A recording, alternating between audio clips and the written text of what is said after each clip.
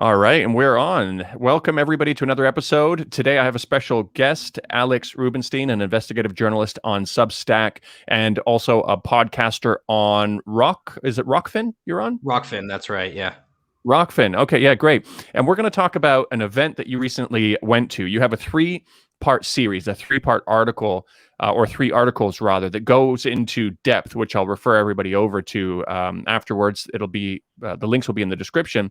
But what I wanted to do today was just talk to you a little bit about what you saw and what you experienced, because the whole thing kind of seems surreal to me. It seemed like this kind of an underground thing that was going on, but I mean, you were saying beforehand that it's actually not all that uncommon. It just doesn't receive that level of coverage, and obviously, nobody's putting together all the different pieces to show this is a really weird mix of people and cults and all kinds of things working together with these U.S. foreign policy kind of topics and initiatives.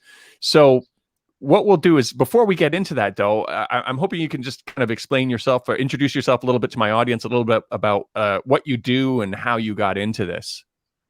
Yeah. So I'm, again, Alex Rubinstein. I'm an investigative reporter on Substack. I've worked for a couple other outlets and contributed to a couple, The Gray Zone, Mint Press News, RT, for example. All my investigative reporting on Substack is free. It's not paywalled.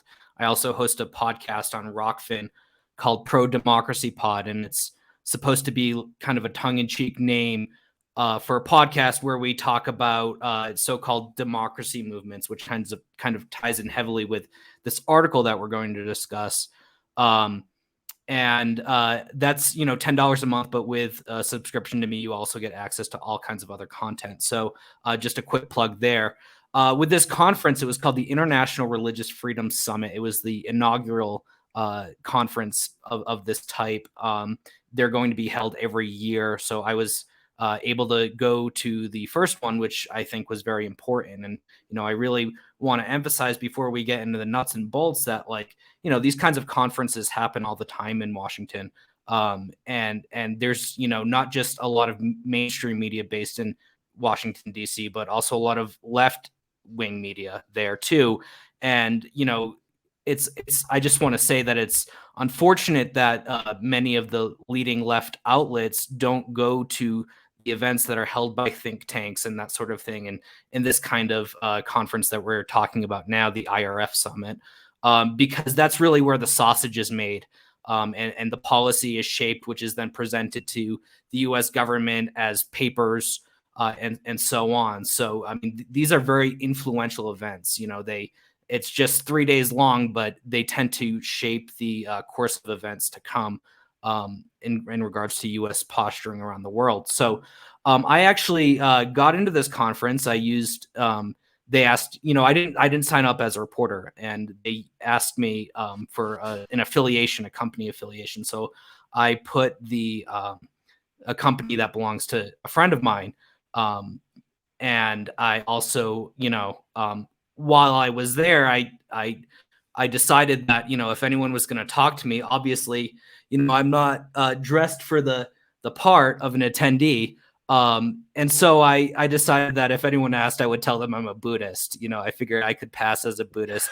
Everyone was dressed like, it was really funny because everybody was dressed in religious garb, military uniforms, pantsuits, regular suits.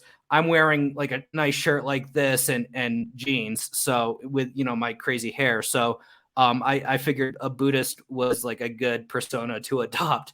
But actually there was only one person that really talked to me, and I was trying to keep a low profile. I didn't want to get kicked out. I'm actually surprised that nobody Googled my name, because Right. if they had, they would have refunded my ticket. I hope they would have refunded my ticket. But so, I went. It was hosted at the Omni Shoreham Hotel in DC. It was the first conference held at this hotel since the start of the pandemic. And this is a very opulent hotel. In my first article, I have a picture of the lobby, and you see these fancy chandeliers, and there's a guy dressed from the military. And This is Oh, here's the I got a picture of the lobby loaded That's the here. Yeah. lobby, yeah.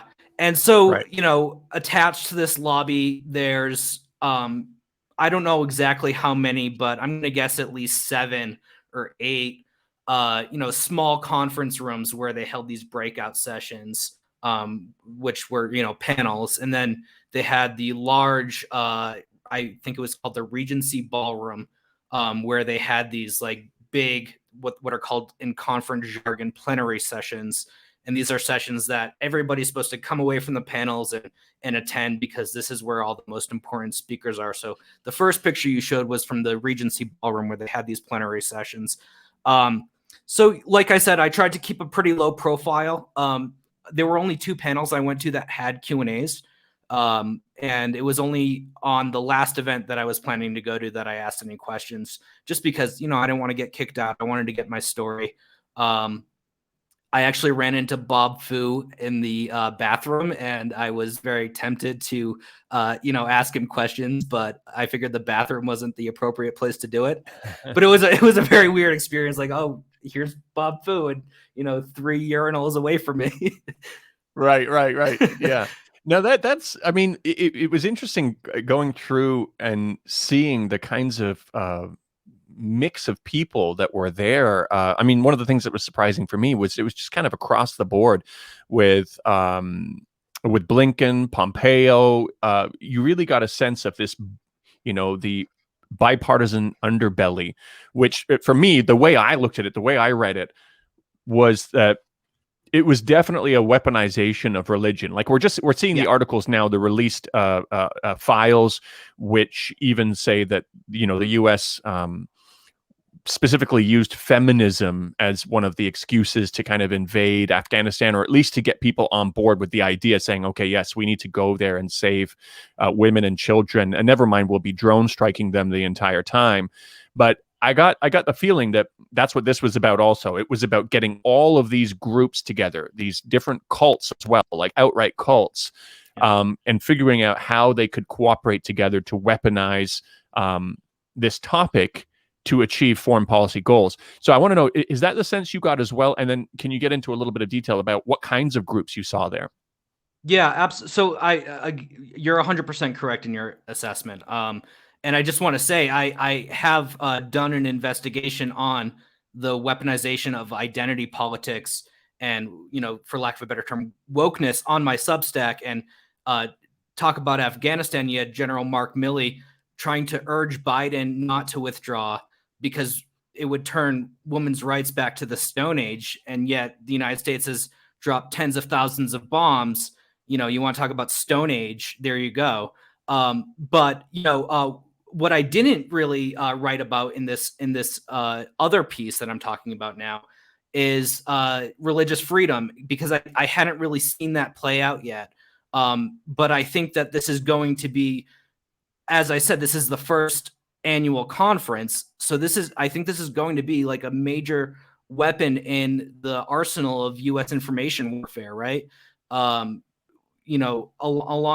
we saw it in the Cold War. We saw it with religion in the Soviet Union. We saw it with Tibet back in the day. Tibet's kind of taken, been put to the side as Xinjiang ramps up propaganda around there. But you're absolutely right that this is going to be a major talking point, and this was like the inception of that. This is where I think this conference is where this is really being rolled out. People are being given their talking points. Networks are expanding. And so, one thing that I want to note with my investigation is I didn't try to go into debunking too much, right? Like the gray zone where I've contributed. For example, you guys have done a great job debunking a lot of this propaganda. I tried to, map out the network, right, of regime change NGOs and that sort of thing, so that people will have them on their radar, so that people can, say, oh, this person's saying this, and here it is in this article identifying their role in this religious freedom, talking point. So I forgot what your next question was. So There was a second part of that. it was about, actually, that's good that I have a second to interject, because it was about what kinds of groups you saw there. Yeah. And it was interesting for me. I mean, you were talking about Tibet being on the back burner, but their funding has kind of increased. Last That's year, right. they were awarded millions of dollars. They're keeping this going. I'll tell you my personal theory. My personal theory is this is going to be on the back burner until the Dalai Lama passes away, and then they're going to want to go full on, because the Dalai Lama, a lot of people don't realize, he's not very aggressively anti-China. He said things like he doesn't think Tibet should separate from China. He says that he knows the Panchen Lama is safe, which is a talking point for a lot of people in that community. And as we saw that his inner circle, the upper circle, had the Pegasus spyware on their phone, like they're being right? monitored. Yeah, that's right. Yeah. They were part of that whole program. There were also reports of the Dalai Lama wanting to meet Xi Jinping when he went to Tibet, and the Indian government kind of blocked that. They don't want to see any kind of a reconciliation, and I don't think the Dalai Lama is enough of a hardliner. I mean, he's gone through a lot of experience with this in terms of, he was personally funded by the CIA, in the 70s. That's not a conspiracy theory. It's on the state, the state government's, the U.S. government's own website. That's declassified now. And after Nixon visited China, the U.S. started moving away from their operations. For example, training to rebels in Camp Hale, Colorado, to redeploy them into Tibet. So after Nixon visited China, they kind of backed off from that project, and the Dalai Lama, that's when they said, you see, it was never kind of really about us. His brother, in his own book, also said that his biggest regret was dealing with the CIA, because he knows that if they got their way, he knows if they got their way, they would have just turned it into another Libya, Syria, Iraq, or whatever it is. So they're kind of keeping the flame going. They're keeping the funding going. But to tie that into that concept, keeping the flame going, that was one of the groups that was there, right? Was the Free Tibet group. Were they in some of the sessions, or how did they fit into this? Yeah, it was the Central Tibetan office of DC. And I think it's interesting what you say about the Dalai Lama, because of course, a lot of the CIA funding for these democracy movements and so on has been transferred to the National Endowment for Democracy. The NED was cut out of the CIA to do these fundings, because that way they could save face and not be like, oh, you're funded by the CIA. As I wrote in my article, through 2016 through 2019, Tibet-focused groups got more than $3 million from the NED. But as far as I know, none of that went to the Central Tibetan administration or the Dalai Lama themselves. It's just these kind of regime change groups that work around them in the periphery. And I'll note that the Dalai Lama actually did speak at this summit. I didn't really report on that too much, because, to be frank, I couldn't understand what he was saying. But it didn't sound overtly hostile. It is worth mentioning that the program that they give you, where they tell you all about the sessions and the schedule and so on, said that he's been fighting for years for autonomy, which is separatism in my book. I mean, but so there's, as you said, there's the people around them are still kind of like pushing for this separatist angle. Some of the other groups that were there, it was a really weird mixture of organizations and individuals, right? You had, on one hand, just liberal NGO activists. Then you had the Christian far right. Then you had, the Christian far right that are not part of evangelical associations or mega churches or whatnot, but they're part of the think tank class, right? Hudson Institute, Heritage Foundation, these kinds of groups. And then you had cults, like straight up cults. The Church of Scientology was a partner of this. And just to be clear, the way that like conferences work is that like there are different levels of partners, and the more you pay, the higher level of a partner you are, the more prominent you are on the agenda, on the schedule. So the Church of Scientology was a low-ranking partner, but they were given a booth. They didn't have any events, but they were given a booth. as I said, Falun Gong. They did have an event, the Falun Dafa Association of DC. So you have like, and it's really the irony of all this is that like a lot of these Christian far right people who are at a conference for religious freedom have like records of like spewing Islamophobia, in the aftermath of 9/11, the years that came after that.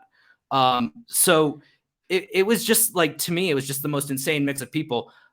And yet I was the one who stuck out like a sore thumb. No, I mean, that really is interesting about the bipartisan nature of it as well. When you look at Falun Gong, I mean, this was the network that was pushing all of those promos, those ads, really pushing for Trump to kind of be reelected. And then here they are being embraced, obviously, by the Democrats now also, because it's okay, let's put that aside. We have a bigger enemy now, which is China, that we need to focus on together. To wrap up, one other thing, too, about the Tibetan funding. You were saying $3 million from NED groups. In 2019, the U.S. government also approved something called the Consolidated Appropriations Act, which included $17 million for Tibetan groups in exile. And then in 2020, the Tibetan Policy and Support Bill was passed. Yeah, which gave even more funding to the Central Tibetan Administration directly. So outside of the NED, there's a lot of stuff going on as well. Yeah. I don't know if what we're going to see is probably, because everybody, who's paying attention knows what the NED is now. Everybody's heard us talking about the fact we've that mainstreamed their co-founder said that, what the CIA did covertly, they now do through the NED. They're going to start mixing things up. And that's what they do, right? When they say close the School of Americas, they just continue doing it under a rebranded project. Right. So it'll be interesting to see that happening. Now, what was interesting, though, is some of the hypocrisy also, because obviously when we're talking about religious freedoms and things like that, it's a very selective set of religious freedoms. I don't know if I'm remembering correctly. I was thinking I think you were mentioning something like that in your article about the in Myanmar and all these different places. There's other religious groups that don't really line up, or religious issues that don't line up with American foreign policy, that are kind of just left out of the picture. It's the CCP that really takes center stage here in terms of one of the major targets. Yeah. So, I mean, there was a lot of focus on other issues too. I mean, just to be clear, it wasn't like, all China. China. Yeah. But, as I note in my article, I counted the number of panels, of breakout sessions, and then I counted the number were about China, and 1 in 5 were about China. And to me, this is like the most interesting geopolitical issue of our time. So those were the ones that I went to. But yes, there was some lip service given to Yazidis, which, is kind of ironic because the U.S. kind of just let them get genocided without really any kind of interference. The Peshmerga, which is backed by the United States, didn't really do anything until it was kind of too late. And then, the Rohingya. But it's worth noting that, a lot of the places where the Rohingya are, being persecuted, and this is not a topic I'm an expert on, so I don't really want to get too much into that because I don't want to say anything that's not true. Right. But, a lot, Myanmar, Burma, these are, targets of the State Department as well. So that's worth noting. There was some scrutiny given to Turkey for their, backing of jihadists. It was kind of a weird mix where there were probably some people there that were kind of like cool on Syria. They got it.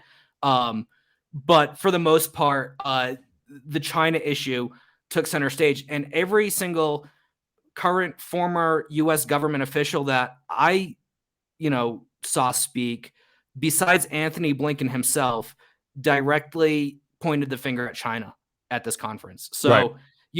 Not just 1 in 5 panels, but, every important speaker pretty much took issue with China, called it a genocide. Blinken, I think that, obviously he's called it a genocide, but I think that he has to be very careful about his words because, as the chief diplomat of the United States, anything he says could have potential blowback. Whereas Nancy Pelosi, it doesn't really matter so much. The senators and the representatives, it doesn't matter. Pompeo, what is he doing these days? And then, one thing I would add on this topic of people kind of talking about other issues besides China. And I actually have to correct myself because there was one other U.S. government official that didn't talk about China, and that was Ro Khanna. So I don't know why Ro Khanna was there in the first place. It's kind of absurd to me. It was clearly like a regime change fest, you know. But he spoke. He said like one sentence about Saudi Arabia's persecution of Shia Muslims. But you know what? One thing I say in my piece is that like one of the most glaring examples of the violation of religious freedom is Israel, right? And Israel got nothing but praise at this conference. Like I didn't hear a single critical remark about Israel. Meanwhile, they're, you know, barring Muslims from going to pray at the third holiest site in their religion.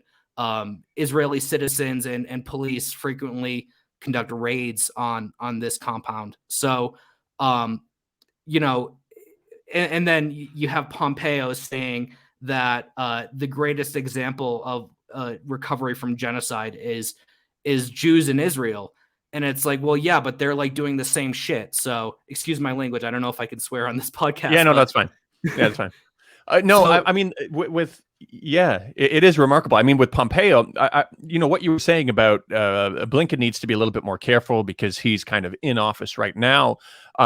It didn't seem to prevent Pompeo from you know, spouting a lot of lies while he was in office, but he definitely can continue with more you know, impunity. And before I knew that you went to this, and before I knew about your article, I pulled up a video from this conference. I didn't exactly know what was entailed. Now I know in detail from what you wrote, but I just skipped through to Pompeo's speech, and he was repeating the lie about the international flights from Wuhan, just kind of letting international flights come out of Wuhan. That's the only piece I heard, and I was like, it's just going to be a bunch of misinformation, so I closed it. But that was actually, I'll bring it up here. That was a mistake or a deliberate misinformation by Niall Ferguson, who has since retracted it, and it's been completely debunked. People can look up this kind of article that Robbie Barwick had posted, but he knows that's misinformation, and he just went ahead with it. Were you there? Were you listening to Pompeo's speech, or is that one of the I ones was in that the you same room listened as I was in the same room as Pompeo. I actually didn't catch that, and you know, like I said. So look, my article when I had the master document, this was like 50 pages long, and I spent a week kind of late all night, you know, doing nothing but writing this thing.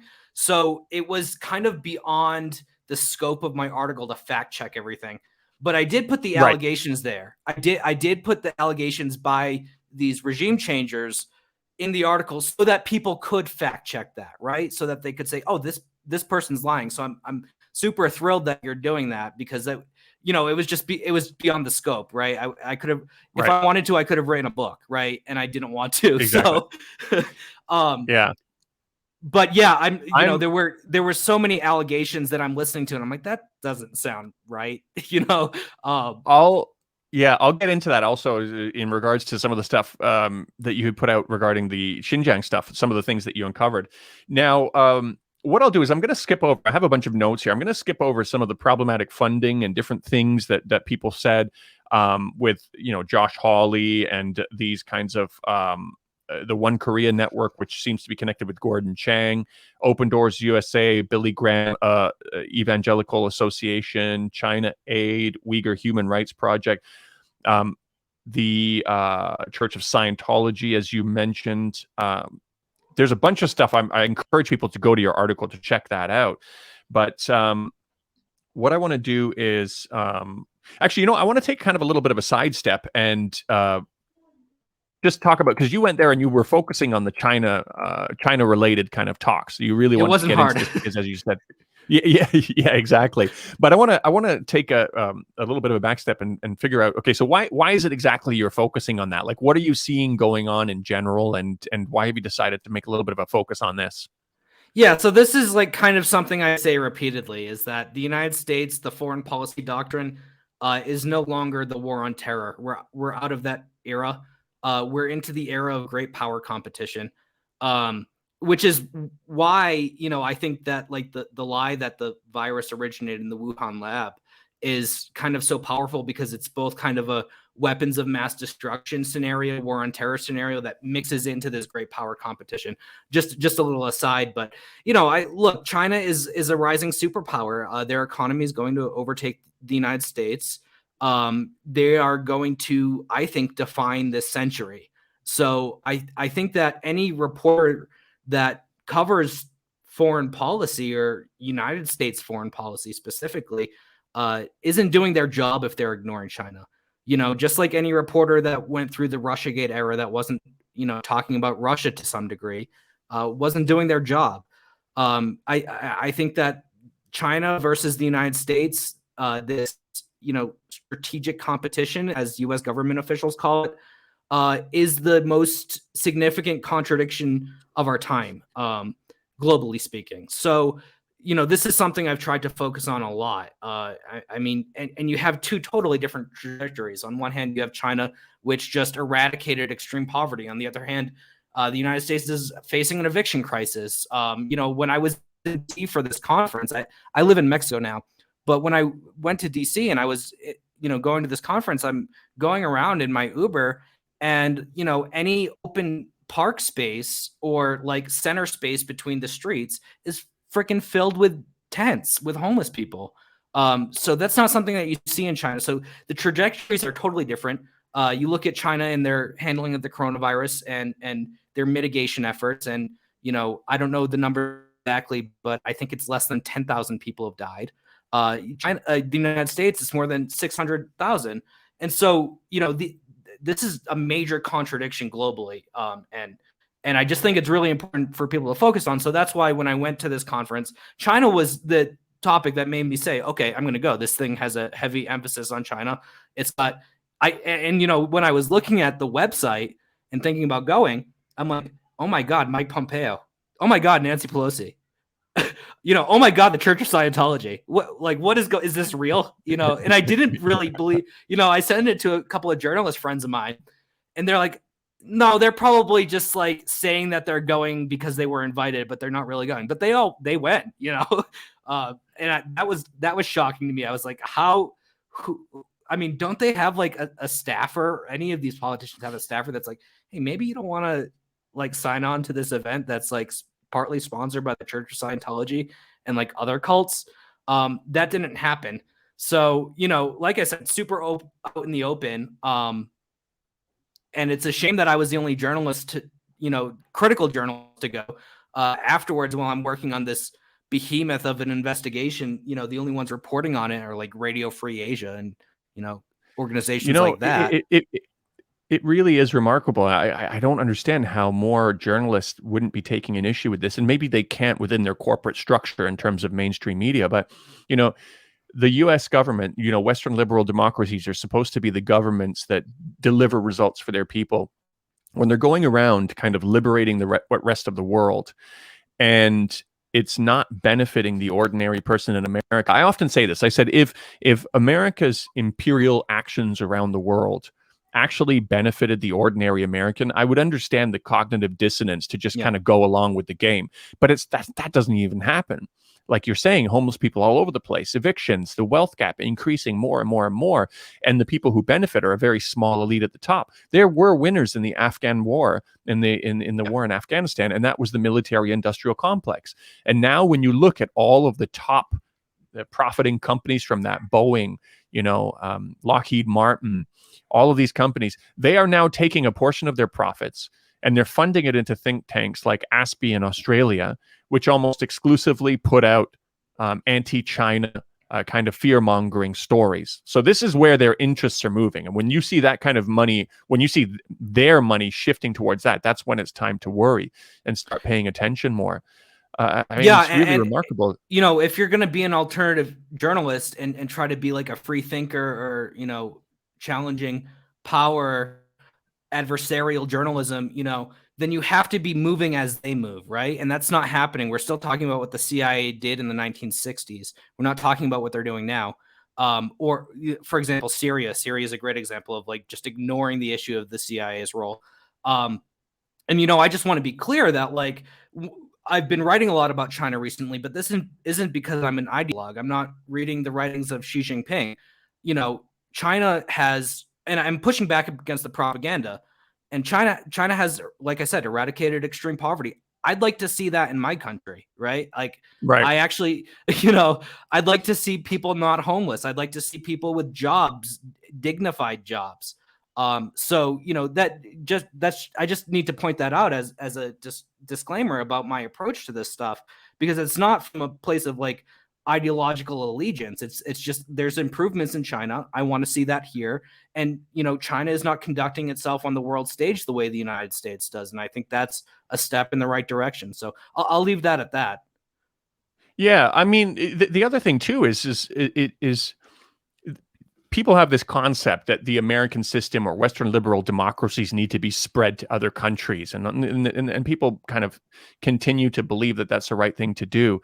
And when you talk about the issues, like for example, if they say, "Oh, China is doing this," and there's even people theorizing about what China will support in Afghanistan now that the Taliban are in power. They're theorizing that China might eventually support the things that America was already doing, or copy America.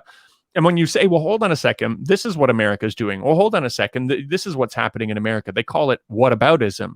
But the problem is you are you're saying that your system is a system that listens to the demands of its people and that responds to the demands of its people. It's a government for the people and by the people. And so if you're doing all of these things and you haven't managed to fix these,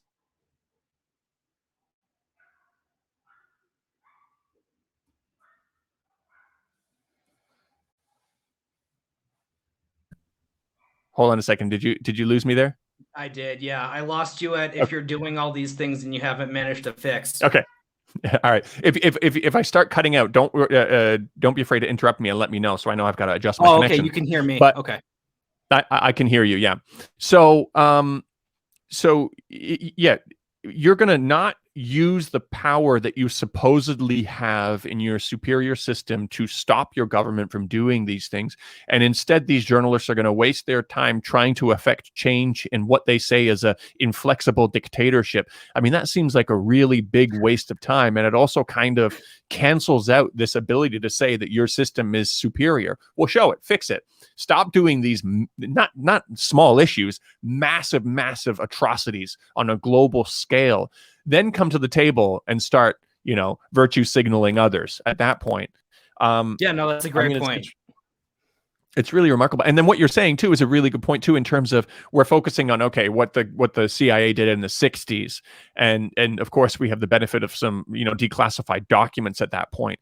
But the thing is like all of the same things all the same patterns are happening now, but people are just like, oh, well, that was something we used to do. But we continually find out, no, this continues to go on and on and on, with the Iraq war, with the weapons of mass destruction, and now the parallel with the Wuhan lab virus, with the 1990s Nayira testimony, and now testimonies like this is the one I wanted to mention. Tursuneh Ziawadam was also at this event.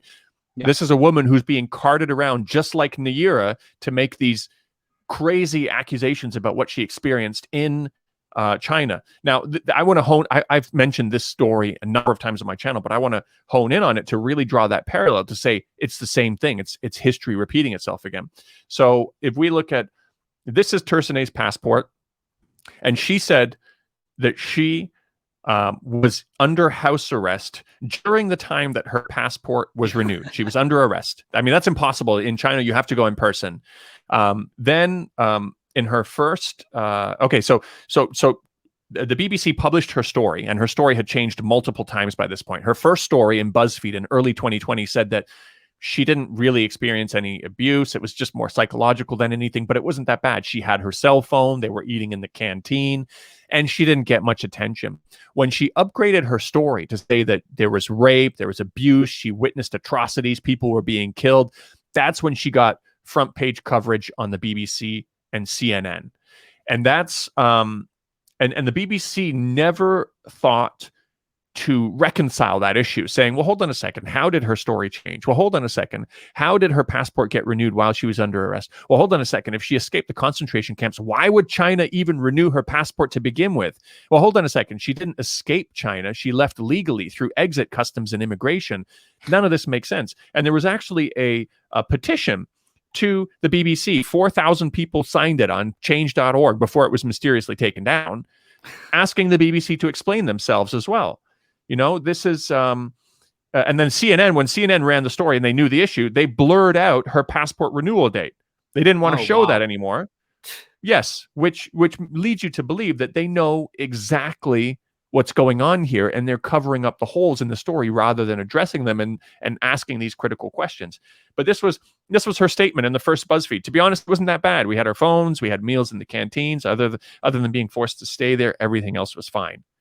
Like, wow, how can and this, she was at this this event that you were at. They're carting her around from event to event to event, and nobody's asking her to explain these issues. Nobody's critically thinking about the issues with this story, and it's just unbelievable.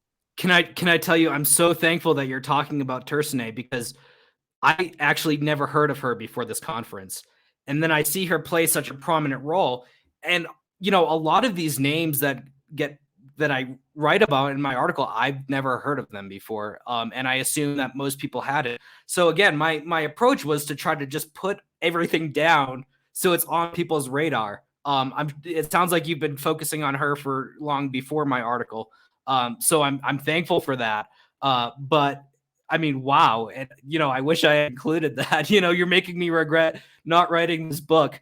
But one thing I think is like important to note is that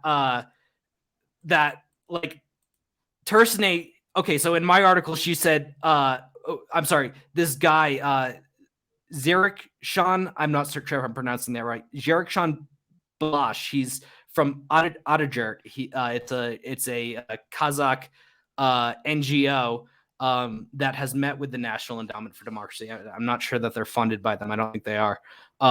But he claimed to have rescued her, right? He was out on a panel that I was at. And then I believe that there were other groups that also claimed to have rescued her. So, and this is something I kept finding, is that like there were like different groups that were claiming responsibility for these rescue operations. So it's pretty clear that there's like a whole network at play, right? Behind the shadows, right? There's a network.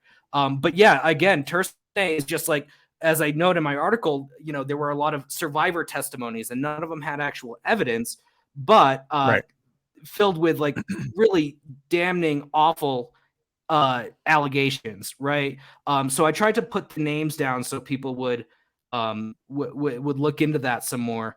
And one thing I think there's an interesting parallel here that I want to point out, and this is kind of off topic, but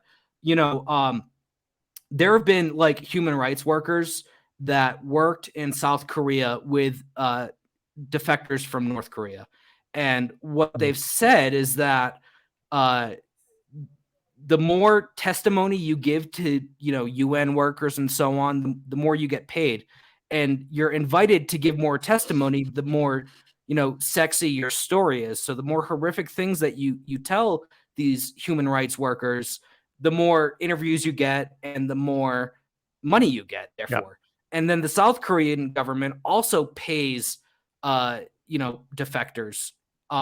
So you have these two different revenue streams, and the result is that lies that make their way to the media are incentivized, and the media gets clicks for reporting the sexier lies.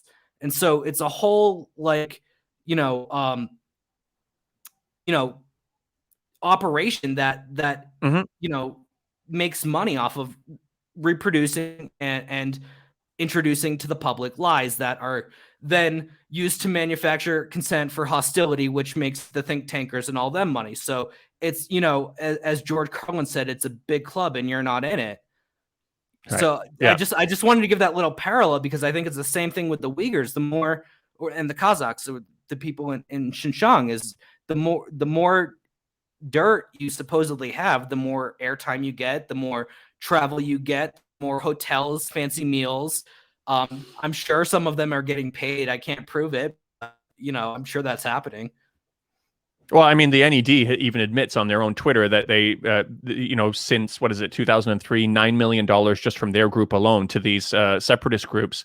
I mean, this money is going somewhere. And you're right, with the South Korean defectors, that was something, Max covered quite well in his NED documentary as well. With Yeon Mi Park, if I pronounced it correctly, with her story just changing wildly. And now, I mean, a lot of people might look at her new testimonies and she's going on Joe Rogan and everything like that and not remember that that's the same girl, because she's undergone, a lot of plastic surgery with her, wherever she's getting her funds from. So she looks like a completely different person now. But she's got a book coming out. She looks like she's living a pretty good life, and her stories are just getting more and more extreme. And people aren't waking up yet. Now, I will say, actually, there are some people who all of a sudden said, well, hold on a second. This is getting kind of ridiculous. But the bar is really, it's really way out there before people start asking these questions. Like with Tercene, not many people are asking these questions about the story. Not many people are saying, well, hold on a second. So during the BuzzFeed interview, during that time, there was another guy from the UK who said he went to see her and she was in no condition for an interview. I thought she was going to die. There was no way she was going to survive. And I'm so happy now she's in the US. Well, that contradicts with the BuzzFeed story where she told that reporter, when that reporter was meeting with her, that no, I'm fine. There's no problem. But you would think that some of these people would start providing medical records. If you were near death, like show some pictures of this, show some medical records. One of the really weird popular stories that are coming out from these the testimonies now is that electric batons were used in their various orifices. I mean, we're talking. I heard really a lot about electric stuff. batons and tiger chairs. I don't even really know what that is. But yeah. So with that, I mean, you would have, to have shocks from a police electric baton internally. I mean, you're talking about permanent kind of, you're talking about second-degree burns, third-degree burns kind of stuff going on, electrical burns. But they're just these ridiculous stories, and there's no refugee crisis coming out of Xinjiang. People aren't leaving. I mean, the human desire to survive will drive people to leave in large numbers if that was really happening. And if you want to say, well, no, it's because China has Xinjiang on lockdown. Well, hold on a second. These witness testimonies are coming from people who legally left China. They left through exit customs. And the few people who used to escape through the Southeast Asia border, went to Malaysia, were given Turkish passports, flew over to Turkey, and then were ferried over to Syria, where they're fighting alongside Al-Qaeda. And their children are being trained in ISIS camps. We have videos of this. We have video evidence of this. So obviously there's a real issue going on as well. But how are people not asking these critical questions? And I know you said you were. Am I cutting out, or am I still okay? No, you're good. You're good. Okay. Yeah. So when you were saying that you regret not picking up on that, the level of misinformation out there, it's hard to get at all of this. And I think they rely on that. They put out ridiculous story after ridiculous story. I get messages all the time where people are sending me something new saying, this smells a bit fishy. Can you debunk this? There's just too much out there. Not everybody can do that. You did pick up on the backstory of Baguio Liang, who, the Hong Kong National Front leader. That was one that you knew the backstory of, which is quite interesting. You want to mention him a little bit, or I focused on Hong Kong in 2019 a bit, but before we go to that, if you don't mind, one thing I realized while reading a lot of reports is that, like, in the mainstream media, is like the closest thing that these so-called survivors are given as evidence for these survivors is the Washington Post, for example, says, oh, well, we read text messages from a Chinese Communist Party official to them after they left, threatening them. It's like, okay, but that's like so easy to fabricate. Like, come on. And, one thing that, before we move on to Baguio Liang, with Tercene, both Nancy Pelosi and Samantha Power, who is the director of the United States Agency for International Development, who was a big time Obama official pushing for humanitarian intervention. Libya was one of her big things. Both Nancy Pelosi and Samantha Power cited Tercene in their speeches to the IRF summit, the ERF summit, as they call it. But one thing that Power said was that she met with quote, she met with Tersnay and other Uyghur activists in my first week as USAID administrator to hear directly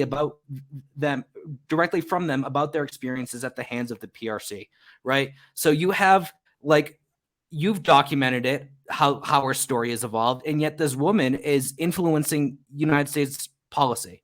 It's totally mind-blowing that there's not more pushback on this. And if you do push back, you're called the genocide denier, which is, to me, like, as a Jewish person, that's just kind of offensive. But again, if you listen to the people at the IRF summit, Mike Pompeo and I think her name was Reggie Littlejohn, one of the women on the Beijing Olympics panels, they're saying that this is the same thing as Germany in the 1930s. So it's absolutely offensive, totally divorced from reality. But to get to Baguio Liang, who you mentioned, he was. So before, if you don't, Sure. if you don't mind, before you get onto that, the weaponization of compassion is definitely a big piece of that, and you mentioned it with the women's rights in Afghanistan, and that's what they do. They make up these atrocities, and you'd say, like, how dare you deny this? And you would have had the same thing during the Nayira testimony. A 14-year-old girl getting up on stage crying about seeing babies being thrown from incubators.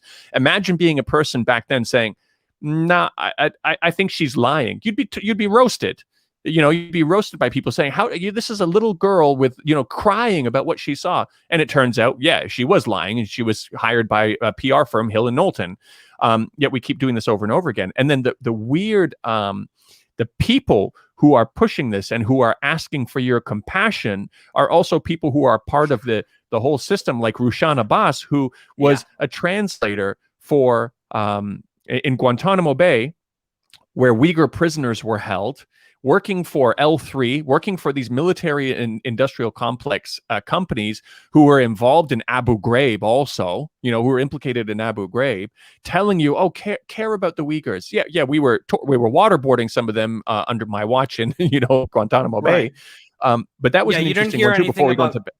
You didn't hear anything about Gitmo Girl on human rights at that point, or from Gitmo Girl about human rights at that point. Now, and she lies about her. I interviewed her. Sorry to cut you off there. There's a bit of a delay here.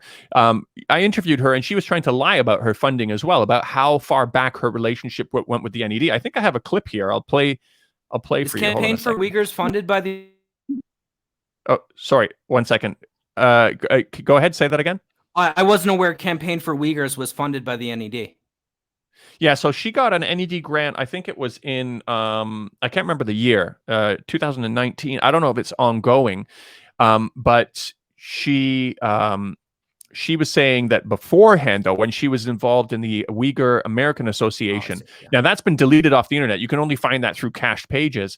She was involved with the NED all the way back then, and she tried to initially deny it to me, and then she ended up having to backtrack on it. I'll play that clip for you now. My sister was taken more than 2 years ago, and the NED grant just started like October 2019. So it has been just 1 year because I. So you're saying you weren't involved with the NED before then? No.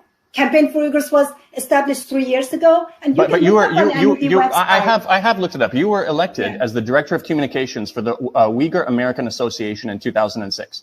They were receiving well over $100,000 per year from the NED. They had a $280,000 grant in 2016, and they had additional fundings for their other programs. So you were involved with the NED in some capacity before. Because just like what the name said, democracy. The NED is endowment for democracy that promotes democracy.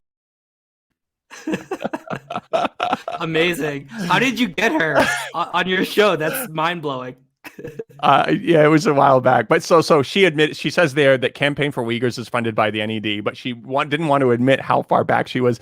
And then the response is like, oh, well, that's because the D stands for democracy. My favorite comment on that video was, somebody said, I hope she doesn't think there's really buffalo meat and buffalo wings, Yeah, good point. Yeah, the NED, like, yeah, I mean, and then she did a follow-up interview with RT, and she went back to denying again that she's funded by the NED. She shifted back.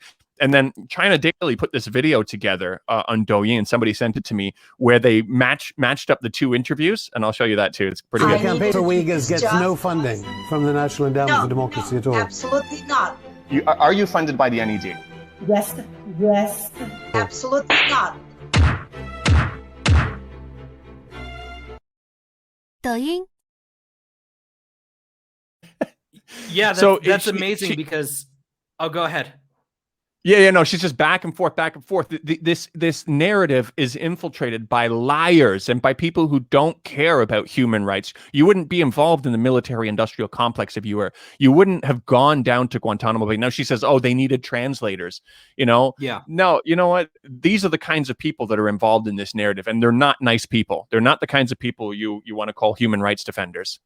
Yeah, and she was placed pretty prominently with Radio Free Asia broadcasting to Xinjiang. I think they call her like the first Uyghur language presenter there.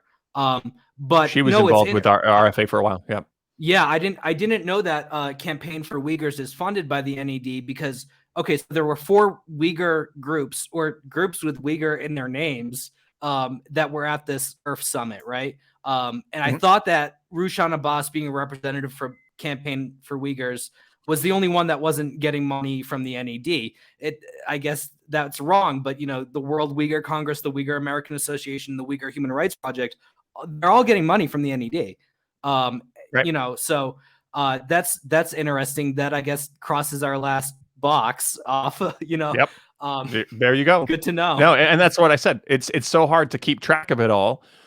Because there's just so much going on. And as soon as the NED is funding your cause, you know that it's going to be aligned with their geopolitical goals. They're not hiring Uyghur groups that say something different. They're not hiring Uyghurs who say, you know what, actually, there's a little bit of context here. This is not really what's going on. No, on the contrary, what happens to them, for example, there was a Uyghur girl in Germany, a Chinese Uyghur girl who was going to university there, and she was really upset when they were putting sanctions on cotton products because so many Uyghurs in southern Xinjiang rely on cotton. They have their own plot of land. They farm it. They farm it themselves, or they even hire other people to farm it. It's a big part of their economy. And she pushed back against it, saying, this is just BS. What happened was she was doxxed. They posted her address online. They started threatening her, and she took down her YouTube channel.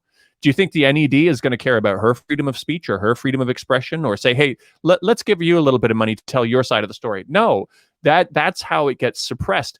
And now you're dealing with a very dangerous group of people also. When you're talking about you're outside of China and you're dealing with ETIM, the terrorist organization that's pushing forward this narrative, now that's a really dangerous situation for somebody like that.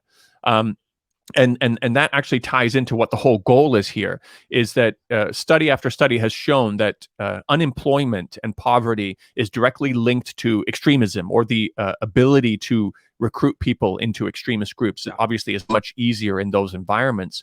So the idea of sanctioning the people in Xinjiang after they've delisted ETIM as a terrorist organization, basically giving them America's blessing, allowing them to raise funds in US dollars, and you're seeing recruitment campaigns going on now by this terrorist group, is that they want to try to make the situation a little bit easier for them in Xinjiang.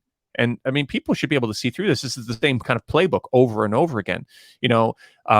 Abby from the Empire Files, she has a great piece on sanctions also, that the idea of sanctions is to make ordinary people suffer so they rise up and revolt against their government.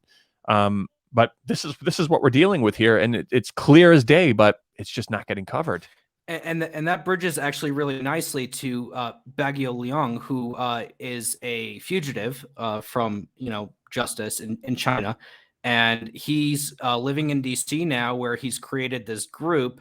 If you give me a moment, he's where is it? Well, he's created an organization in DC, which when I sat in on the panel that he was in, he introduced this organization as having 2 goals, and one is to push for more sanctions, and the other is to push for a boycott of the Beijing Olympics. And look, I mean, not to the thing is that Olympics really are kind of a money hole, right? They're good for boosting your image abroad, but like financially speaking, like, you know, any city that hosts Olympics generally regrets it.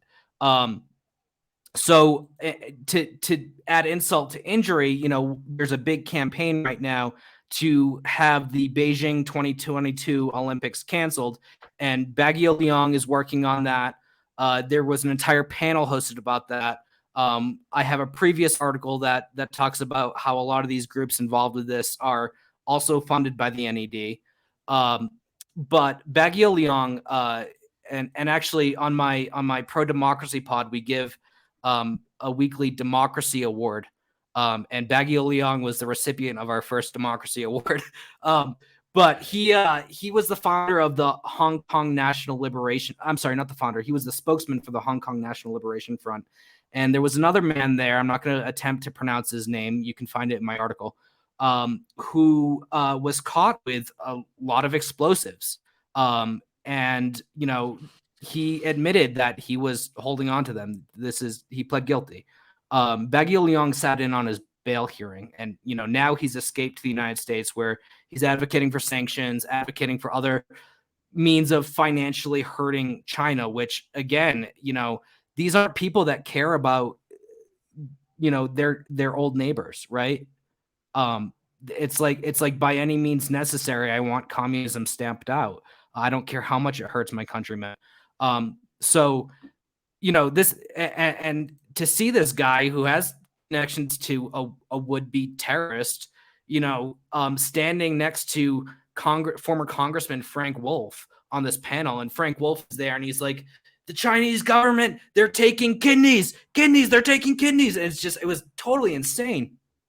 I mean, just the level of batshit at this conference was unimaginable. And what a disparate group. If you don't mind, I'd like to talk a little bit about the Tibet, so that the one Baguio Liang. Well, before we move up from Baguio Liang, I just want to say, there's a clip of Guo Wenwei. So Guo Wenwei with the fugitive, also, you know, billionaire Chinese businessman who's living in New York, has a very, very close relationship with Steve Bannon. And he was regularly live streaming events on his own YouTube channel of him and Steve Bannon talking to protester crowds in Hong Kong, directing them, telling them where to go, where to move. Like, this is like serious, you know, interference stuff. And then shortly after that, Guo Wenwei was telling Baguio Liang that, and this was before the explosives haul that his group was caught with, which, by the way, was the largest explosives haul in Hong Kong's history. Shortly before that, Guo Wenwei had told him that he would have the full support of the U.S. government. He would have the full support of Steve Bannon and all these different people. And I want to play this clip for you. This was on Guo Wenwei's own YouTube channel. This is where this was pulled down from. So let me play that for you now. 你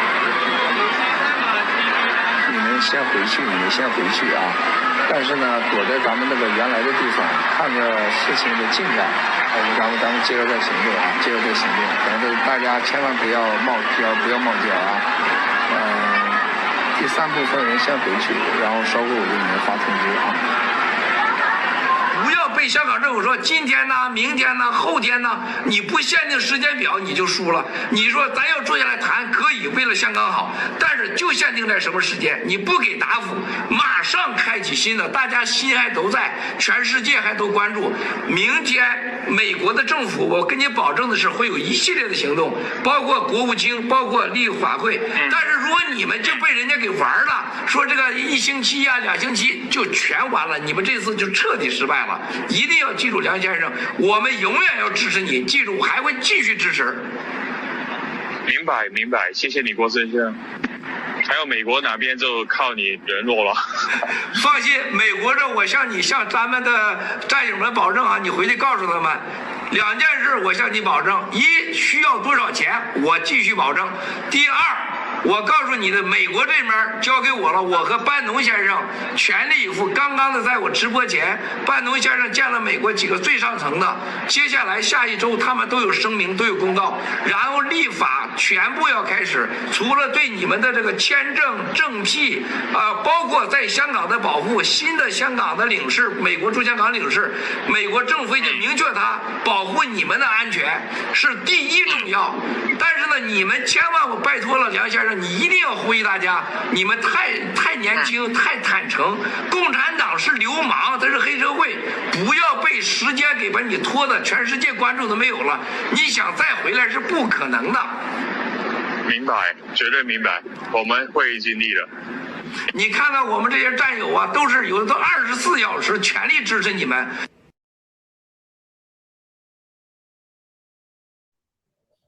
So, wow. yeah, that's, I mean, you know, the U.S. will have your support. They'll have your visas ready. Obviously, he came through on that, but that was shortly before the largest explosives haul in Hong Kong's history that his group was connected with. And people wonder why Hong Kong needs a national security law. Right. Like, this is crazy. I mean, yeah. Go ahead. So while you were looking up that video, I circled back to my article, and the organization that Baguio Liang is running from DC is called the Hong Kong Liberation Coalition. So I just wanted to put that on the record here, so it's in another place in case anybody wants to look more into that. But you know, I mean, these people are like, you know, super into the United States. They love the United States more than their own country. Baguio Liang at the conference said that the leading role of the United States in dealing with the China problem has never been more important.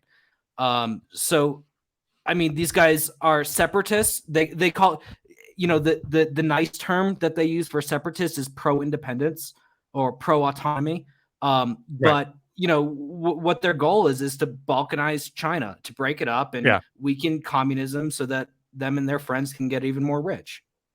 Yeah, they're the real Hong Kongers call people like that running dogs, you know. So running imperialist dogs. But yeah, it's unbelievable. And when you take that into consideration, that Hong Kong, unlike every other developed nation, didn't have a national security law in place, and you saw this kind of stuff going on freely, where you also had U.S. senators flying over to Hong Kong to cheer on the protesters and rioters. You know, Josh Hawley, Ted Cruz came over to cheer on the protesters who were throwing Molotov cocktails at police. They had killed an old man with a brick, a street cleaner with a brick. They lit a construction worker on fire. They stabbed a police officer in the neck. They acid burned another one. They were, you know, beating up just ordinary citizens in the street who disagreed with them. And the U.S. senators were allowed to fly over to cheer them on and head back. And I always make that parallel. Imagine if during the Capitol Hill riots, Chinese Communist Party officials flew over from Beijing to cheer them on and to give them words of support. What would happen then? I mean, that would just be that would be a declaration of war. I mean, you know. Yeah. But this was the level of stuff that was going on in Hong Kong.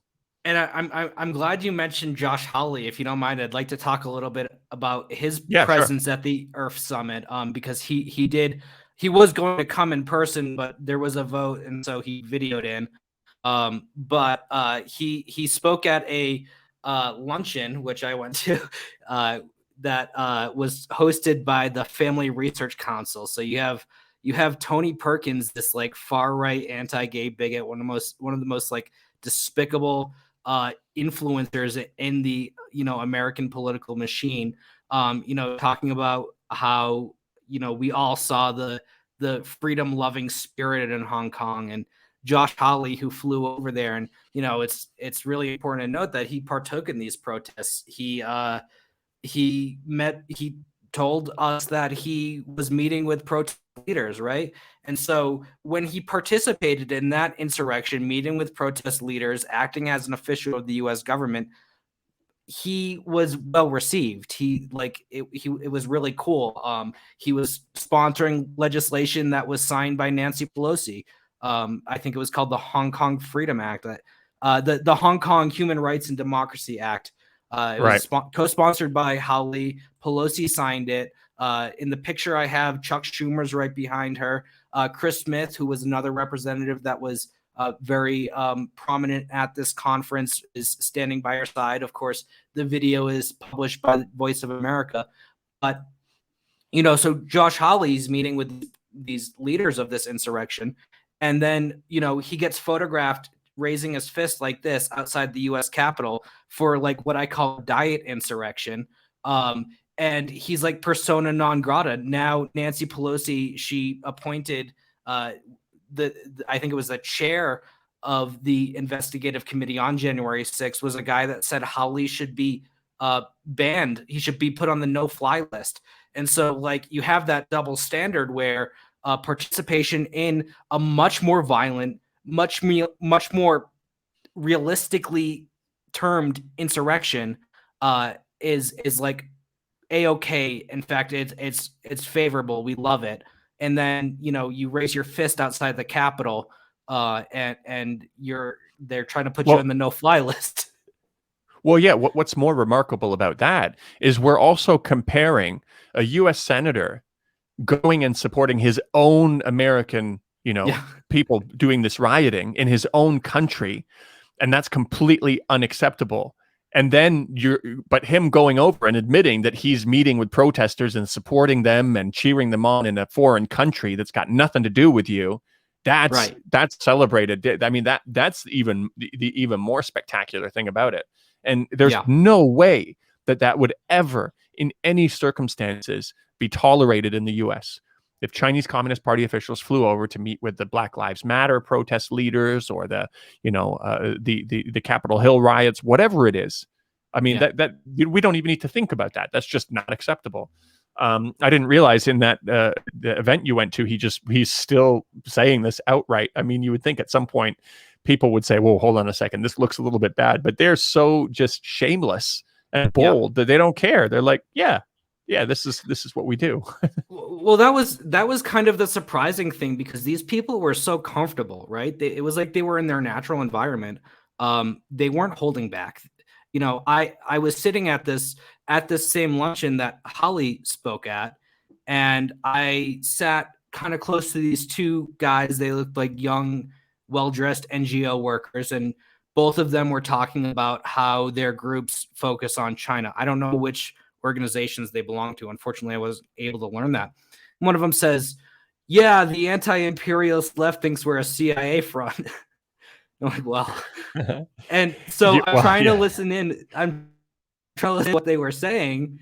And this young woman came and sat down next to me, and she represented herself as a journalist for the magazine of Billy Graham's Evangelical Association. And so we're making small talk, and, I told her I was a Buddhist and that's why I was there. I wanted to learn more about the crimes against Buddhists. But, unprompted, she just blurted out that Billy Graham's Evangelical Association is conducting covert illegal missionary work in China. They're banned. They're doing it anyways. And like that, like, I didn't ask her anything like that. Like, I wasn't trying to get a scoop. She gave me one on a silver platter. Right. So, yeah, I mean, like, this was like a totally relaxed environment. And, I especially with the Tibet panel, that's where I learned a lot more too, where a Central Tibetan administration official just kind of admitted to me that the push in Congress to have a new U.S. consulate opened up in Lhasa would be used to spy on China. I mean, he didn't use the word spy, but, words that basically mean that: keep watch, gather information, that kind of stuff. I asked him outright. I said, I know a lot of the people in Congress, and actually, it's worth noting that Representative Alexandria Ocasio-Cortez is one of these people. She has signed letters to, I think it was a letter to the Students for Free Tibet. Forgive me if I'm getting this wrong, but she did sign a letter where she called for a new U.S. consulate in Lhasa. And so I asked this official, I said, how does this benefit the people of Tibet? That was my question. And his answer wasn't, "Oh, we're going to give them humanitarian aid," or, we're going to help them connect with their families in India or anything like that. It was, we're gonna spy on them. We're gonna spy on Right. China. And run operations from there. Yeah. And then, at that same panel, you had Sophie Richardson, Dr. Sophie Richardson. She was the Human Rights Watch. She is the Human Rights Watch director for China. And she gave this really bizarre story about how she was a college student at a small liberal arts college. And she was studying Chinese history and realized that there was nothing on the curriculum about Tibet, and so she took it as her pet, social justice issue, because everyone else had different social justice issues there at her college. Tibet was going to be her thing, and she wound up writing a course, a winter 1-week course on Tibet, where at the end, I forget the name, but it was a very high-ranking official in the Central Tibetan government, Lodi Gyari, the Dalai Lama's special envoy to the United States at the time. He's dead now, but she was 21 when she organized this thing, and Lodi Gyari shows up, and then she told everyone that I was listening to Lodi Gyari, and I realized that this is what I want to do with the rest of my life. So it was just a totally bizarre story. She didn't personally witness any kind of injustice, and was okay, I'm going to fight this for the rest of my life. She was just a small liberal arts college and was hey, they don't have enough stuff about Tibet on the curriculum. It was a totally relaxed environment. She told the official from the Central Tibetan Administration, we feel like we work alongside you. And of course, she's speaking as a representative of Human Rights Watch. So, right. and then at the end, because there was a speaker who couldn't make it, there was a Q&A, where I asked my question to the official. And then there was a Uyghur activist there. I believe she was from the Uyghur American Association, and she was asking Sophie Richardson about how to improve Uyghur activism. And so it turned into a brainstorming session between the two about how to make her activism more effective. And one of the things, and this is the only time I heard Palestine mentioned in all the 3 days that I was there, was that, Sophie Richardson suggested that she reach out to Palestinian American activists. And she said that she had tried, but they kind of rejected her because neither she nor the Uyghur community ever, stood up for Palestine. So they're why should we help you? So again, a super relaxed environment that clearly they thought nobody adversarial was listening. Right. There's it's interesting because the other element at play here is that a lot of people or a lot of media outlets always quote the 20-odd countries that condemn China's actions in Xinjiang. And they leave out, during the same UN session, 54 countries wrote a letter of opposition saying, no, actually, we understand what's going on and we support them. It's done in line with human rights. And a lot of those countries were and regions were Muslim countries. And Palestine was also a supporter of China. And the reason is because they understand the situation. They understand what is being faced when you're dealing with these kinds of more extreme interpretations of Islam, but also because a lot of the propaganda that's being used is recycled propaganda that's been used over and over again. They've used this in Egypt as well. These Salafist jihadist groups have used the same stuff in Egypt, saying that there were forced sterilizations going on, the destruction of mosques, and it was all to separate off an area of Egypt.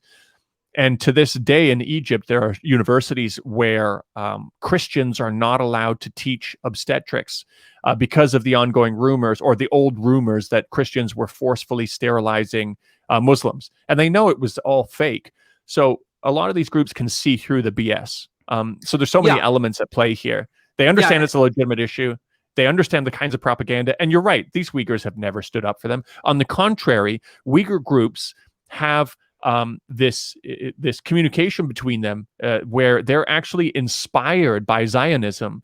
They're using the Zionist model to figure out, okay, well, what are we exactly going to do in Xinjiang, and what are we going to do after we achieve independence if we manage to do that? So there's that going on in the background as well. With Sophie Richardson, I don't know if you saw the AMA that she did a while back. Did you see how that blew up?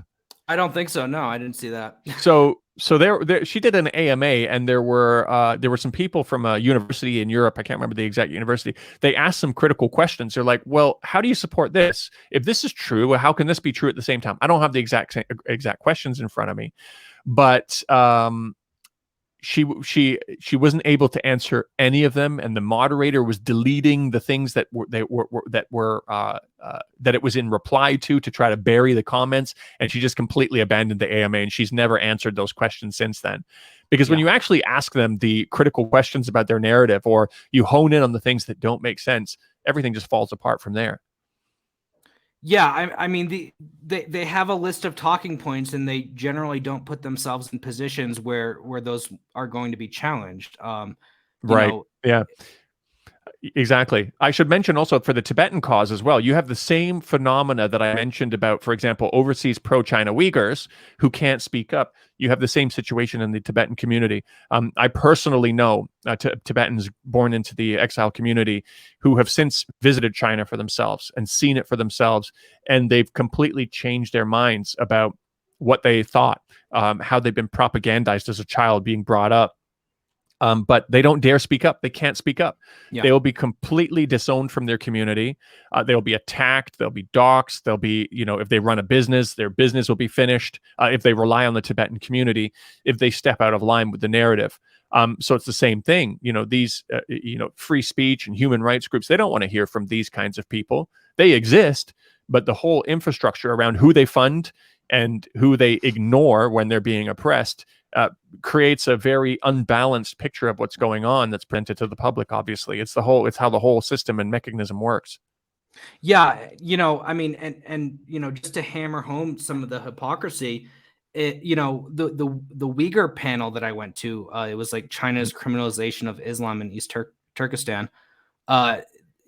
This was attended by the Uyghur groups that we mentioned. It was hosted by the Uyghur Human Rights Project, which I think is really like the high level Uyghur group, right? They're not like getting their hands as dirty as some of the other ones. They're very much connected to the U.S. government. They're a little bit more careful about their image. Unlike the Uyghur American Association, they don't have a gun club, right? And you have like a lot of NGO types doing involved with that. It's not run by Uyghurs, right? The guy who is there on behalf of the organization, Peter Irwin, he's a white guy. He's not, has no easily identifiable connection to Uyghurs. He did work at the Uyghur American Association, but at this panel, they had as the keynote the co-chair. Well, introducing the panel, the first person to speak was Sam Brownback. Sam Brownback is the co-chair of the IRF Summit and really the main organizer. He was the one that got on the stage the most and gave the most speeches and got the most shout outs from other speakers. And he was the first person to speak on the panel that was hosted by these Uyghur groups. This is a guy who's a rabid Islamophobe, right? This is a guy who's like a Christian fundamentalist, who, governor of Kansas, representative and senator from Kansas previously. And throughout his time, he's, bashed gay people. He's bashed Muslims. And now all of a sudden he cares about the religious freedom of Uyghurs. It's totally absurd. At this panel, they're like, they're just saying insane shit. Like, oh, when, every Uyghur home has a QR code so that the policeman can go up and scan the QR code. It's like, that's just not true. Like, I'm sorry. Why would you need a QR code? The address is there. If you got to look up the, right. I've seen there was a ASPE analyst who posted that also. He posted evidence of it. He posted a QR code at a vendor, a stall where they're selling meat or something like that. And then when you zoom in on it, it's a WeChat Pay QR code. It's like, it's all over the country. Yeah.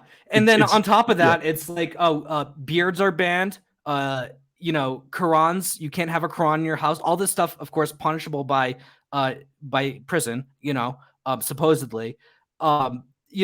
Just basic prayer beads, and the communists come in and they gather up all these religious artifacts and they burn them in the public square. Where are the videos of this? Yeah, no. I mean, I'll say, so China was dealing with a serious issue, and it's not isolated to China alone. I mean, even in, Kyrgyzstan, in the south of mostly Uzbek ethnic minorities, they have the same kind of a movement. So it's in the region, they have this kind of an issue. So when they were fighting this issue, they definitely made some mistakes, but it's not like what the West said. There's things that are blown out of proportion. But I do have to correct, though, the issue with the beards, there were rules and regulations about beards or the types of beards. It was about irregular beards. And that was a very misplaced kind of or a poorly thought out attempt when they were trying to eliminate the influence of Wahhabi culture. They didn't want people to have these Wahhabi beards or things like that. I guess it would be it's not a good way to implement a rule. And I guess the equivalent would be in the U.S. when Florida, when they banned people sagging their pants down, which was targeting a very specific community. I also don't agree with that law. I don't think people should interfere with that. But there were issues. But that on its own is not big enough to blow up and say, oh my God, there's a genocide going on, right? And this kind of stuff. The it's Quran, not a crime against humanity either. Yeah, the Quran, people have the Quran in their home. Yeah. It's both in Uyghur script and in Arabic script. So there's a lot of misinformation built on the foundation of some real issues that are underneath, but are superficial in comparison. And that's what's really easy to weaponize also. So, for example, these are already declassified documents. When the U.S. went in and destabilized my mother's country, Guyana, in South America, what they did was they went in and they found some legitimate issues to create a race war, violent race riots between the people of African descent and the people of Indian descent. And the reason was because Chetty Jagam was elected. He was a little bit too, Marxist-Leninist leading, a little bit too friendly with the Soviet Union. They didn't want another Cuba situation in the region. That was the underlying reason. But they can go in and they can cause these conflicts. And they don't have to pay these people. They can just stir up issues. And you definitely see that in Xinjiang as well. People have been convinced that Uyghurs and Han Chinese and all these other people shouldn't be living together. It doesn't matter that it's, Xinjiang has been a multi-ethnic society for 1,000 years with Manchus, Han, Uyghurs, Kazakhs, Han, all of these different people. Now they're trying to make this into an issue, and it's an incredibly easy thing to do. So I don't want to say that everybody is necessarily funded, but there's other ways to get people on board. One is just based on ethnic lines, and you can see how to pronounce her name, Rabia, the head of the overseas Uyghur kind of group. She was aiming to be the Dalai Lama of their community. When she was trying to connect with other people, she was saying that, look at us Uyghurs, we're more like white people. We're not like those Chinese people. Yeah. So they're deliberately trying to create these ethnic divides. So on top of people being funded, that's one incentivized ways. People being convinced that they shouldn't be mixing with these other ethnic groups, or based on religious extremism, which is a big piece also. There are groups that want to establish a caliphate and rule Xinjiang with Sharia law. And some of them, like Arslan Hidayat, even comes outright and says that after they take over, all other ethnic groups will be expelled from Xinjiang, and he would support the use of force or violence, and that includes the Mongols, who have been living in Xinjiang, north of the Tian Shan Mountains, even longer than the Uyghurs. So you've got all these different mixes that you can put together to push people up. So I want to just mention that, because it doesn't always necessarily mean that people are paid, but there's other ways to incentivize people or convince people that this is what they need to push for. Yeah, and I think the identitarian aspect plays a big role. When the Central Tibetan Administration official was speaking on the panel that I was talking about earlier, he was railing against the ethnic unity law, and saying that the goal is to make the pure Tibetan race eliminated. So about the issue of extremism in Xinjiang, it's like, it's a real issue. You're absolutely right. And it's the victims of this are Uyghurs, right? It's just like how the victims of the sanctions are Uyghurs. So the problem that China is trying to fix is to help Uyghurs. And then, the way that the United States is addressing China's approach to this problem is by hurting Uyghurs. So that's right. That's very important to point out, I think. extremely important. I mean, I met with the guy whose father was killed by these extremists. He's the Imam of Idkar Mosque in Kashgar. And the people who were mostly targeted were Daniel, do you want to say? Uyghurs. Do you want to rewind a little bit? Oh, sorry. Do you want to rewind to saying you met with someone? You cut out a bit. Oh, yeah. Sorry. So, yeah, I met with somebody whose father was killed by these extremists. He's a Uyghur, and he's the Imam of Idkar Mosque in Kashgar. And when you talk to these people, you realize that it was the Uyghurs who were mostly targeted, not Han Chinese, who refused to live according to this extreme interpretation of Islam. And that's where, so these people, if they weren't practicing, if they weren't fasting during the periods that they were supposed to be fasting, and somebody caught them outside, they might be in danger. If you were a Uyghur police officer, you'd be an immediate target as well. And so people were actually scared there. And that was actually the real cultural genocide that was going on. People trying to introduce the niqab. That was never a part of Uyghur culture. I mean, and even you're talking about full-on Muslim countries like Morocco, who banned the manufacture and sale of niqabs. Nobody's talking about that then. And the reason they banned it was because they felt it was also an infiltration of this Salafist jihadist ideology that was responsible for a lot of terrorist attacks in Africa. But what these groups were trying to do was they were trying to push it on Uyghur women. They were attacking Uyghurs who drink, and the culture of winemaking in Uyghur history predates that of even Islam in their society. So that was the actual real cultural genocide going on when that was taking over. And China came in and said, no, you can't do this. Now, again, there were some clumsy kind of implementations of some of the laws. I mean, how do you deal with this kind of a thing? Like, for example, people can point to an issue where they say, oh, one of the laws was that you can't stop consuming, media, which is what people interpret as state media. And it's like, what kind of a law is that? But it was in direct response to these groups actually trying to isolate people, saying, okay, women can't go out. You can't listen to state media anymore. You only can listen to this jihadist ideology. This is what you're going to be studying from now on. So a lot of people don't take a step back and try to figure out what they were dealing with. I actually put a video out where I criticized some of the things that China did. And something interesting happened. I had a lot of Muslim viewers from Muslim countries contact me and say, I don't know what I'm talking about. My perspective is coming from a privileged Canadian society where I don't have to deal with this stuff.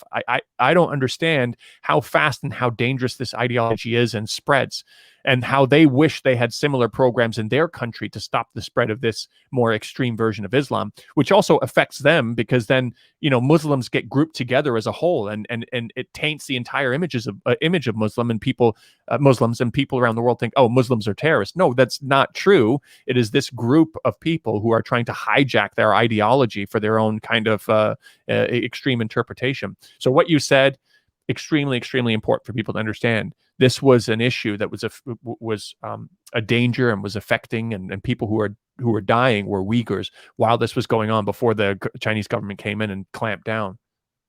Yeah. And, I think it's important that you mention this image of Muslims that is perpetuated because there were a lot of people who believe that, about Muslims at this ERF summit. I know that that Dr. I don't know how to say his name exactly, but Dr. Sukhdeo, he is the founder of I believe the founder and president. And again, I may get like a little thing or two wrong in this interview. The story is factual. Go to the story if you want like all the exact facts about everything. But Dr. Sukhdeo, he's the founder of one of the main partners, one of the main sponsors of this summit. He is of it was Barnabas Aid, and he actually he was kind of forced to step down, and the board kind of begrudgingly agreed to do it. But then, in their press release announcing him stepping down, they were really like, saying what a great guy he was. But he had to go because he was about to be convicted of sexual abuse of a member of this, charity organization. And this is a guy who, he's written a book about jihad and, not in any real sense, in a way that like all Islam is jihad. And this is the, he, what's this quote? Let me, if you don't mind, I'd love to find his quote real quick. Yeah. I'm getting something ready also, and in regards to that topic as well, because. Oh, go ahead. Yeah, go ahead. You go ahead No, first, so yeah. Dr. Sukdeo, he got kicked out of this group, and basically through the U.S., through another group in the U.S., he was able to regain control of it, because what they did is they used another group in the U.S. Barnabas Aid used another group in the U.S. and gave them like, oh, you're going to control all of our foreign operations, which was like the majority of where their money went, where they got their revenue from. And, this guy was the president of that group. So, he lost power for a couple years, but this is a guy who has given, lectures to British military officers and NATO officers. He's described as an international authority on jihadist ideology. He's got a book on global jihad. He said, I think the West has made a strategic mistake in seeking to distinguish Al-Qaeda and Osama bin Laden from the rest of Islam by arguing that they are extremists and therefore cannot be authentic Muslims. So again, this guy who's like an anti-Muslim bigot was invited to speak. He couldn't make it because of COVID travel restrictions. Again, Barnabas Aid, which is his organization, is like one of the top partners in the top 5. And he was actually invited because he was supposed to introduce Mike Pompeo. And Mike Pompeo, that is a really good lead-in to this whole hypocritical situation. Mike Pompeo was quoted before as saying, all Muslims are potentially complicit in acts of terrorism collectively. And then I've got another short clip here. Hold on one second. But I can tell you that this threat to America is from people who deeply believe that Islam is the way and the light. I mean, like, this is before he started caring about Muslims in China. And so Chinese people, picked up on this stuff, and they're like, you know what? The U.S., they really hate Muslims and they really hate Chinese people, but they love Chinese Muslims. It's like all of a sudden, and what's interesting is that the people who are believing people like Pompeo now, when we talk about the legitimate threat of Salafist jihadist kind of ideology, and the kind of their interpretation of Sharia law, people will attack us and say, oh, you're just one of these people who say all Muslims are terrorists. No, on the contrary, we're not. We're making those distinctions. The people who you're listening to now, they are the people who don't make the distinction, or at least, they didn't before, and now they're pretending to make these distinctions. There is a real threat from this. And the truth is, this is the situation for all religions. All religions can be weaponized. I think that's the whole point of this conference as well, is the U.S. government knows that very well. It doesn't matter if it's Islam, it doesn't matter if it's Christianity, or, even Buddhism for that matter. All religions can be weaponized for selfish purposes. And that's what you're seeing with some of this stuff as well. I think you might have to rewind again. I'm sorry. Oh, really? Did I? To what point? What point did I get cut out? The point about religion is all religion can be weaponized. I'm sorry. This is going to be awful to edit for you. No, that's, I might leave this in because I think we're going to be wrapping up. How am I coming through now? Am I coming through okay? Yeah. All right. A little bit. So no, I was just saying, exactly all religions can be weaponized. And I think that's the whole point of this kind of panel, this kind of conference that you went to, is that the U.S. government is very well aware of this. It doesn't matter if they're Muslims, if they're Christians, if they're Falun Gong, or even Buddhists. Yeah, Scientology. It can all be weaponized for selfish purposes or for geopolitical goals. Just like even women's rights, for goodness sake, is weaponized for geopolitical intent or aggressions. So I think people need to keep that in mind. It just so happens that, America has a long history of supporting and cultivating Islamic extremism. I mean, look at, the groups that are now Al-Qaeda. Look at who produced the books and the ideologies and helped kind of put those together for them to begin with, to start off with. So people definitely need to keep that in mind. I don't know if my connection is getting a little bit fuzzy, and we're at a 1.5 hour mark. So I don't know if you had anything else you wanted to wrap up with before we kind of mention remind our audience once again where they can find your other content. No, I would just wrap up with saying that, like, this was a conference on religious freedom that was attended by religious bigots, people who are Islamophobic or otherwise bigoted against gay people and whatnot. It's a conference on human rights that was sponsored in part by rights abusing cults.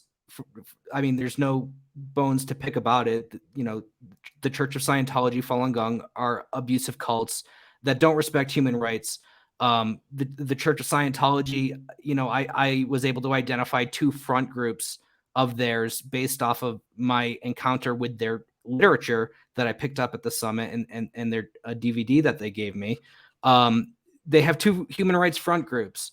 I mean, this was an organization that was founded by a guy who had underage teenage girls dressed inappropriately, following him around on his yacht with an ashtray in their hands, you know, doing his laundry, you know, and there's no shortage of evidence of abusive practices by the Church of Scientology and some of the other cults involved. You know, the Tibetan Buddhists, Falun Gong, and you know, I there's these Billy Graham Evangelical Association, Family Research Council. These are also cults. They right. abuse their members. You know, I hope that the girl who made that admission to me, which was very unwise on her part, I hope that if she's punished, she sees that, you know, this is not the way and gets help. Right. You know, so totally hypocritical and bipartisan and dangerous. This is going to ramp up under the Biden administration. You know, religious freedom was a very big part of the first Cold War, and now it's being reintroduced because we're in a new Cold War. So I would say keep an eye on that. Definitely, yeah. You know, I mean, across the board, yeah. And I mean, across the board. Go ahead. Yeah, I was gonna say I invite anyone to go through my article and pick up on some of the leads, some of the trails that I started to go down. I just tried to put everything down, right? I wasn't able to, you know, tie every loose end. There's a lot there. I hope that people will pick that up. I hope that next year, journalists that are not with Radio Free Asia go to this conference and do some critical reporting, because this was like, you know, I really mapped out the activist regime change network and their high level involvement with the U.S. government, how these, you know, Uyghurs that are making up their testimonies, and Tursunay Ziauddin was not the only one that I identified as meeting with the U.S. government. There's a lot of leads to explore. So I hope that, you know, whether you're a journalist, an activist, or just somebody that's like concerned with the truth will like pick up this story, because it's not done being told. Yeah, no, it's an excellent framework that you put together there for people to do that. It would have been absolutely impossible to go down every single rabbit hole. But I also hope that everybody else kind of uses it as a framework to dig deeper and verify some of the things we're saying about the terrible nature of some of these groups. I mean, even the ones you wouldn't think. I mean, Falun Gong is a little bit extreme. You can look at their news outlets and how ridiculous the claims are. The religion itself says that mixed race children are a plot from aliens to divide the human race. Yeah. The Buddhist groups that are supported by the U.S. government brutally kind of oppressed the Shugden Buddhists. You can look that up as well. And when I interacted with some of the people who were not really concerned from that Buddhist community that they persecuted Shugden Buddhists, they're like, oh, that's because they're pro-China or they're pro-CCP. Is like, well, hold on a second, just because their opinion is different from you. And that also further emphasizes why you don't hear pro-China Tibetan voices in the overseas community, because that's what happens. I mean, a lot of people think about, like, you know, peaceful kind of, you know, Buddhism is a very, very peaceful religion that doesn't resort to violence. Like I said, every single religion can be weaponized, and it has been, and including the Buddhists. But yeah, these are all, I mean, there's so many other things we could mention, but like we said, so many different rabbit holes. Definitely, I'm going to put the link to the 3 parts of your investigation, your reports, in the description. Also to your new podcast. And so your podcast, is it already live? Is it going? Have you already released a few episodes, or where are you at with that? So right now we're doing it every Wednesday night, 8 p.m. EST. I think we might switch to Monday at some point. So we're going to be doing our 3rd episode this week. So we're really excited about that. Again, it's called Pro Democracy Pod. You can find it at rockfin.com, ROKFIN.com/prodempod. And again, it's, you know, it does require subscription. I don't put my investigative journalism behind a paywall. With a podcast, I felt more comfortable doing that. But with a Right. subscription to me, you get access to, Max Blumenthal, Ben Norton, Jimmy Dore. A lot of those guys have shows that they do exclusively on Rockfin. So it's a good deal. Check us out. We're really excited about, covering this underexplored topic about, how the corruption of the pro-democracy movements, the human rights industrial complex, which, obviously played a big part in what we've been talking about today. So, Daniel, I really appreciate you having me on your show. Thanks. No, I'm glad you made the time also. It was really good, and I'll definitely be following up, and maybe we can do an episode together over on your side next time. Oh, I'd love that. That'd be excellent. Absolutely. Yeah, it sounds good. All All right. right. Well, thanks a lot for joining, and everybody, thanks for tuning in for this long, and we'll see you next time. Take care.